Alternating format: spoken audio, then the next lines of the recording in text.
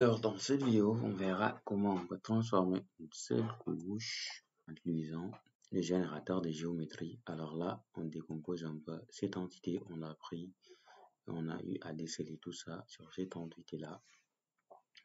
Donc, à savoir, ces lignes-là, d'abord, ont été les plus complexes à réaliser. Donc, une ligne qui est là, mais ne vous inquiétez pas, on va voir tout ça, comment on le fait. Ça vous donnera l'occasion de mieux voir comment on peut utiliser le constructeur d'expression. Mais on va commencer par les bases de comment mettre tout ça avec les générateurs de géométrie. Donc, je suggère d'abord que je décoche cette entité spécifique et qu'on puisse travailler sur une entité comme celle-là, comme la couche 2 qui est là. Donc, je tape ici pour modifier la symbologie. Donc, au lieu d'un symbole simple, je vais dire je veux un générateur de géométrie. De base, je suis sur un point, mais quelque chose de basique que je peux faire, c'est par exemple dire que je veux simplement représenter ce point par par une zone tampon en fait. Donc, tout ce que j'ai à faire, c'est écrire buffer comme zone tampon. Ok, mais pour dire que le buffer de la géométrie courante, je vais mettre les parenthèses et bien évidemment, il faut dire quelle est la taille de mon buffer en quelle unité. Donc, je vais choisir unité millimètre. Donc, je veux un buffer de 10 mm. Ok, vous allez me dire, c'est bizarre parce que ça m'a dupliqué un peu le truc. C'est normal, c'est parce que c'est le point qu'il a essayé de répéter. Donc, c'est normal. Donc, tout ce qu'on peut faire, c'est transformer ce point en polygone. Ça ressemble à un donut. Mais je vais, niveau type de géométrie, je vais dire polygone. Et voilà, donc j'ai un buffer autour de mon point sous la forme d'un polygone. Et on verra ici quand j'augmente à 30, par exemple. Voilà, c'est magnifique. Et donc, je peux simplement refaire ce que j'avais fait tout à l'heure, à savoir remettre ça à point si je veux. Voilà, c'est assez stylé. Donc, ce que j'avais fait, c'est que j'ai pris ça, je l'ai dupliqué et j'ai mis celle qui est en bas, je l'ai mis sous la forme d'un polygone. Et voilà, j'ai cet effet-là qui est magnifique. Et donc, au niveau du remplissage, je peux manipuler ça pour avoir une couche qui est beaucoup plus géniale. Pas mal. Oh my god. Ok, je reste sur cette nuance. Donc, c'est toujours sur cette couche. Ce que j'avais fait tout à l'heure, je peux cocher pour vous montrer. Donc, c'était cette couche. C'est un peu, voilà, on a ces points. Peut-être comment on peut avoir ce petit cercle à l'intérieur et aussi ce cercle autour là, qu'on voit bien. Donc, je viens sur ma géométrie. Je vais faire le cercle qui est un peu autour. Donc, pour cela, je me mets ici. Donc, comme j'ai déjà un générateur de géométrie, je peux à chaque fois le dupliquer pour en refaire un autre. Donc, je duplique ce générateur de géométrie. Et cette fois-ci, au lieu de le mettre sous la forme d'un point, je vais le mettre sous la forme d'une ligne. Et voilà, polyligne. Et donc, cette ligne, elle est là. Si j'augmente la taille, je peux bien voir. Voilà. Ok. Générateur, ligne. Donc, la ligne se place ici avec le rendu que j'ai appliqué. Peut-être c'est pas visible, mais je vais mettre avant. Oh my god. What I am doing. Oh my god. Générateur de géométrie 20. Vous voyez, la ligne est un peu blanche parce que j'ai appliqué un certain effet d'éclaircie, je pense. Rendu de la couche. Ok, je me remets à normal.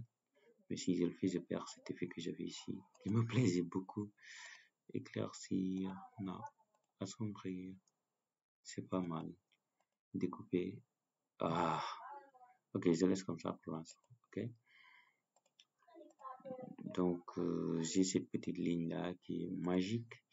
Toujours avec le générateur de géométrie, on peut refaire une ligne qui sera encore beaucoup plus petite. Pour cela, je peux dupliquer encore ma géométrie, faire une ligne qui est beaucoup plus petite si je veux.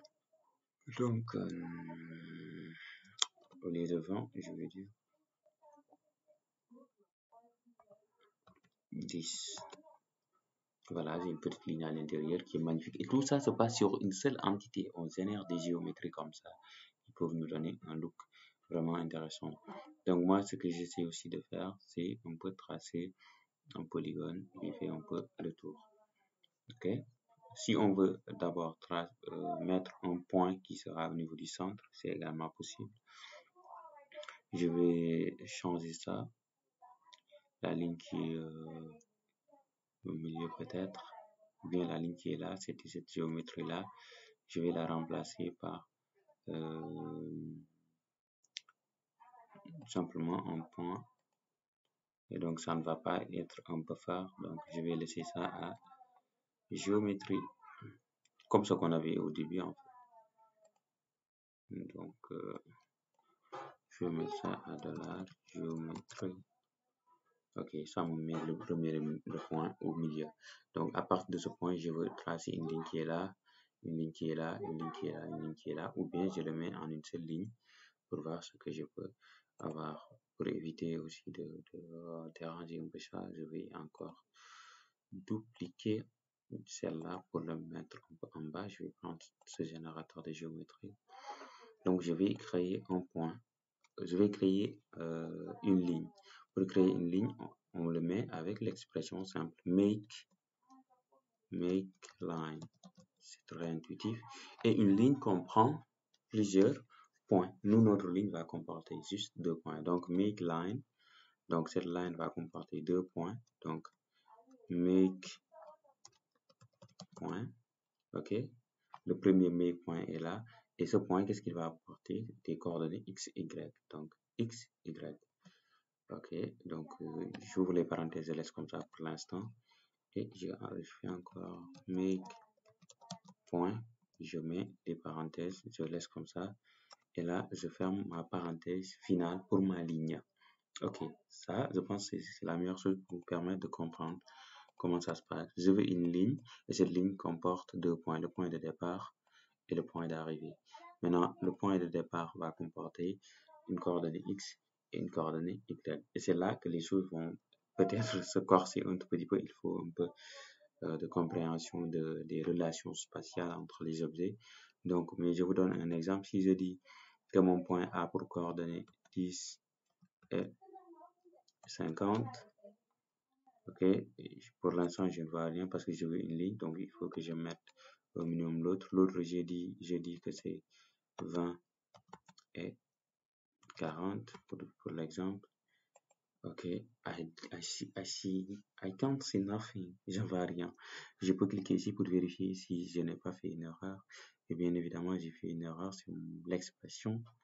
Je ne me rendais pas compte. Ok, on me dit quoi? Erreur de l'analyseur. Syntax error. Unexpected name. I don't know. Ok, si je vais simplement rechercher ici mes points. Une géométrie, mes points 2, 4, mes points. Je vois pas quelle erreur. Et je fais là. Ok. Ouais, c'est vrai. Je devais ajouter une virgule entre les 2 points. Ok. Donc, je fais ok. Voilà. Donc, ici, j'ai mes 2 points qui sont là. Pourquoi je n'ai pas une ligne? Je vous laisse vous deviner. C'est normal parce que ici, on a un type de géométrie, on a un point. Donc, on va mettre ça à polyligne. Tac, on voit la ligne qui relie les 2 points. Ok, donc là, j'avais oublié de vous le dire. Donc, on veut que la ligne relie les 2 points. Il faut quelque chose qui sépare les 2 points. C'est bizarre, donc il faudra faire une virgule là. Les espaces, il n'y a pas de problème sur ça. Et vous pouvez décaler vos objets pour rendre votre truc un peu plus visible. Mais je pense que c'est mieux d'avoir la virgule ici. Voilà, pour savoir que ce point se termine ici et l'autre point est le dernier point. Ok. Donc, nous, cette ligne n'est pas très intéressante. Nous voulons une ligne qui est là. Mais comment faire comprendre à QGIS un peu, ou bien à ce qui se passe à l'algorithme, que nous voulons que le point de départ soit ici ou bien là.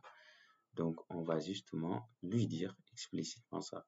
Donc, on va lui dire que le point de départ, au lieu que le x soit 10, ce sera le x de notre point qui est là. Ok? Donc, c'est notre premier exemple. Donc là, on va juste mettre $x. Normalement, ça devrait passer parce que $x, c'est x de la géométrie. Ok, donc ça me le met, je ne sais pas où. Ok, je sais pas. Donc, je mets $x et $y. Donc, pour dire, j'avais pas testé ça, mais je vais voir. Je sais pas pourquoi il me le met ailleurs, mais il n'y a pas de souci. Je vais affiner ma formule. Donc, je vais dire le x de ma géométrie. Je pense que là, ça va passer. Donc, pour cela, je vais faire x de quoi? Donc, j'ouvre une parenthèse de ma géométrie. $géométrie. Et là, je vais dire, ok, ça s'affine un peu. Là, je vais dire, et ainsi que le y de ma géométrie. Quand je mets le $, ça veut dire la géométrie courante. Ah, là, on voit bien qu'on est parti ici parce que notre géométrie, c'est l'entité courante en fait. Donc, ça me le met pile au milieu. Voilà. Si cet effet ne vous plaît pas, vous pouvez le placer ici, à partir du buffer. Mais là, c'est compliqué. On va y aller doucement. Donc, on a réussi à placer notre x ici, notre y là. Donc, ça nous reste le point d'arrivée. On va lui dire que c'est là. Donc, vous voyez un peu l'intérêt de faire la zone tampon. Donc, je vais dire mon point d'arrivée, ce sera un peu sur le buffer en fait. Donc, là, c'est assez compliqué, je vous assure. Donc, ce sera la coordonnée x qui est là, x minimal du buffer. Donc, à gauche, c'est vraiment le signe moins. Donc, ce sera, pour la coordonnée x, sera x min pour minimal. X min de quoi? Du buffer. Le buffer qu'on avait fait, c'était le buffer de quoi? Encore, tu ouvres la parenthèse. C'était le buffer de notre géométrie. Ok. Et là, tu fermes. Mais notre buffer, c'est le buffer de combien de mètres? Nous allons dire que c'est le buffer de, je ne sais pas, on avait mis 40 ou 30. I don't know. Je mets 30. On ferme. Là, je viens de me perdre un tout petit peu, mais ça viendra. Donc, ça nous reste le Y. Ok, donc je vais un peu cleaner mon truc. Donc, je vais make un point qui commence x min du buffer de géométrie. Ok. C'est un peu foutu. Mais c'est pas grave. Donc, le x min est de quoi?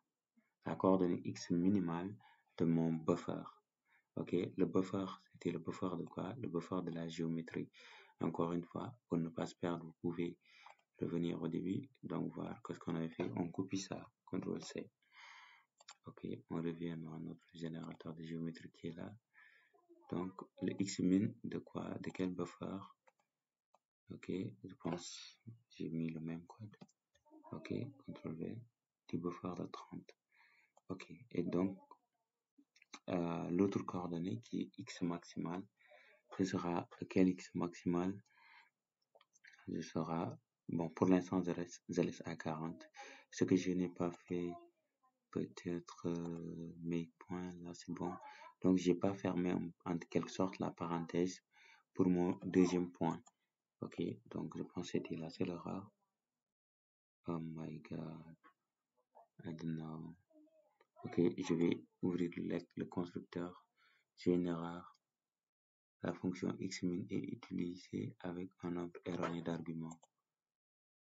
Ok, ok, j'ai pas bien utilisé. Oh my god, j'ai fait une erreur terrible. Ok, je vais voir xmin. Ok, je vois les arguments. Donc, c'est la géométrie uniquement. Aïe, aïe, aïe. Donc, c'est ce 40 là qui n'en fait pas partie.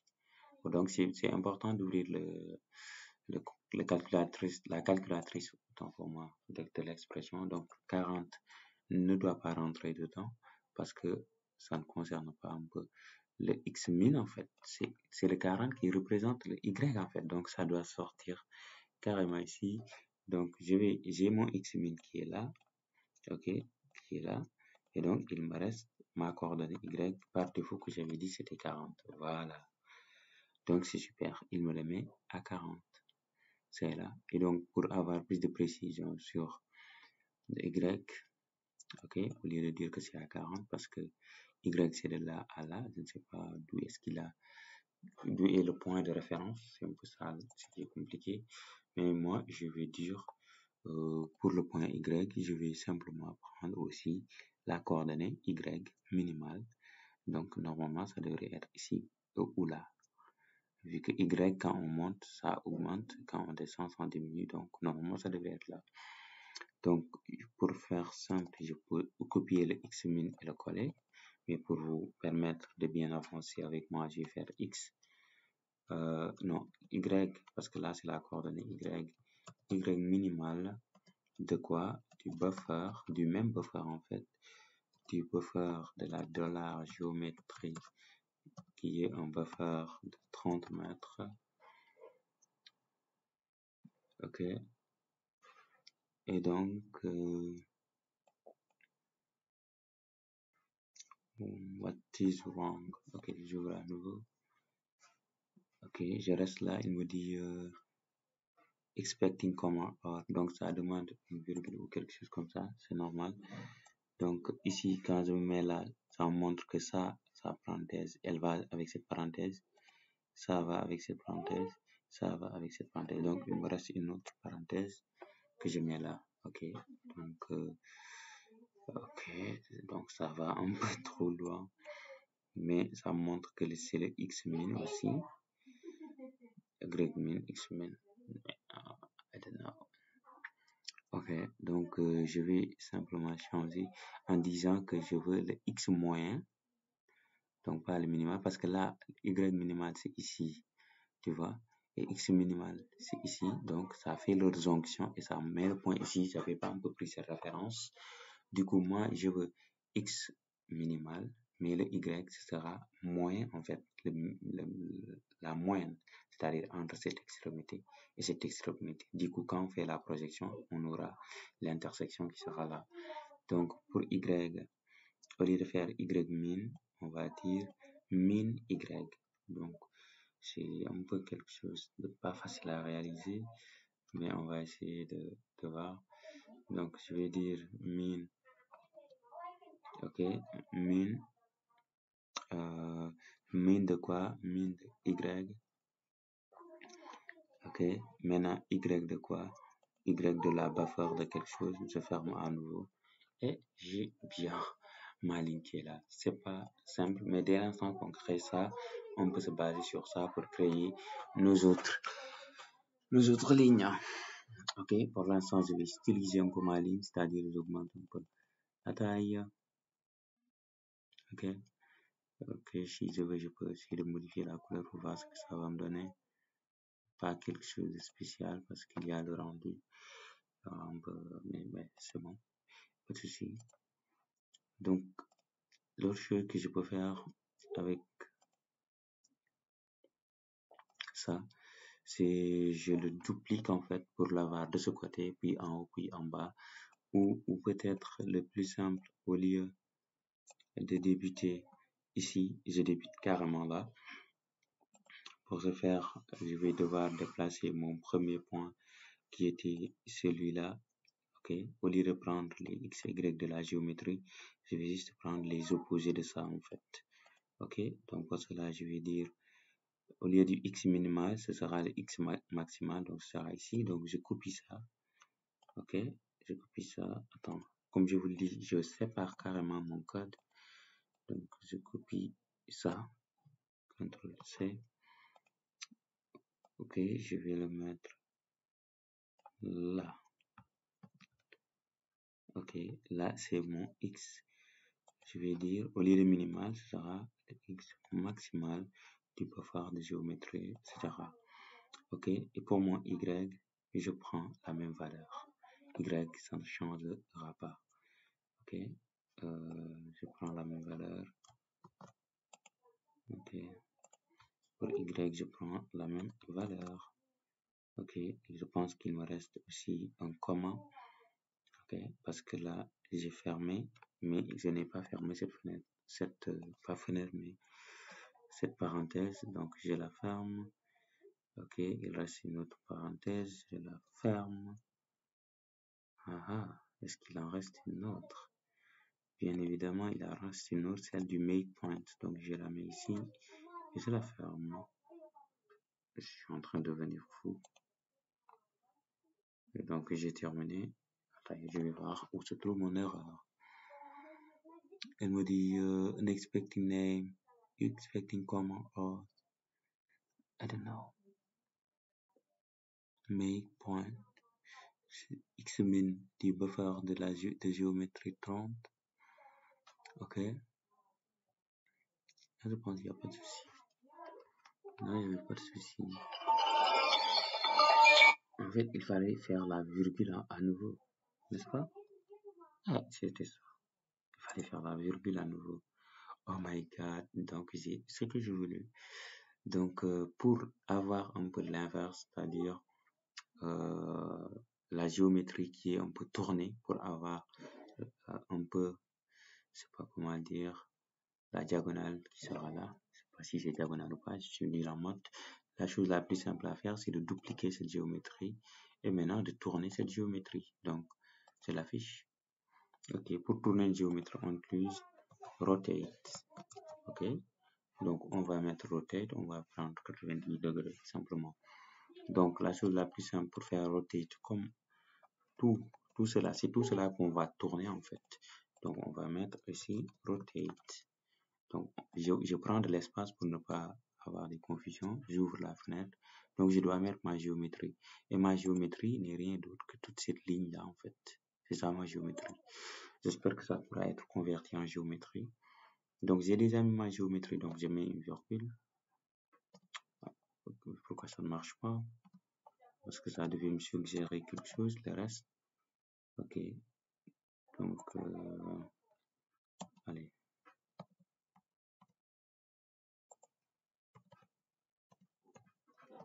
Ok, je sais pas, mais j'ai déjà mis ma géométrie. Il me reste donc le nombre de... Donc, c'est 90. Donc, je vais tourner ça à 90 degrés de base. Donc, je ne sais pas encore. Parce que ça doit se baser sur un centre, comme bien expliqué ici. Un peu sur le centre de rotation. Je ne l'ai pas encore défini, mais je vais tourner ça pour voir. Oh my god, ça tourne correctement. Et s'il arrive que ça ne se tourne pas dans le bon centre, il faudra venir ici, en plus du 90, tu ajoutes ton centre. Donc, je vais dire make point. Donc, j'ajoute un point qui sera mon centre. Et pour faire simple, donc ce point-là aura comme coordonnée, comme on l'avait dit, x géométrie et on l'avait dit quoi? X géométrie, ouais. X de ma géométrie, de la géométrie, pour dire la géométrie de l'entité courante. Ok, je ferme. Et Y de la géométrie. Ok. Donc, ok, j'ai make mon point, je ferme la parenthèse finale. Donc là, c'est bien. Donc, on a vu pas mal de choses. On se donne rendez-vous pour un nouveau tutoriel. Ciao.